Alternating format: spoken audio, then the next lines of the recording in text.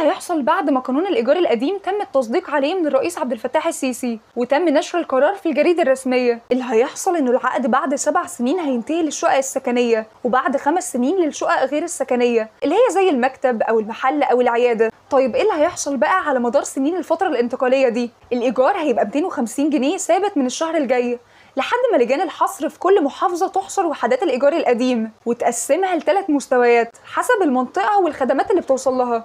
فهتتقسم لشقق في مناطق متميزة وشقق في مناطق متوسطة وشقق في مناطق اقتصادية. لو الشقة في منطقة متميزة فالزيادة هتكون 20 ضعف الإيجار الحالي بحد أدنى 1000 جنيه، ولو في منطقة متوسطة فالزيادة هتكون 10 أضعاف بحد أدنى 400 جنيه. أما الشقة لو في منطقة اقتصادية فالزيادة هتكون برضو 10 أضعاف، بس الحد الأدنى اللي هتدفعه 250 جنيه، والإيجار هيزيد سنويا 15% لحد ما الفترة الانتقالية دي تخلص. طيب بعد الفترة الانتقالية دي هل المستأجر هيطرد من الشقة ويقعد في الشارع؟ الحكومة قالت لا طبعا، وتعهدت ان المستأجر يقدر ياخد شقة بديلة من الدولة بدل شقته اللي كانت إيجار قديم.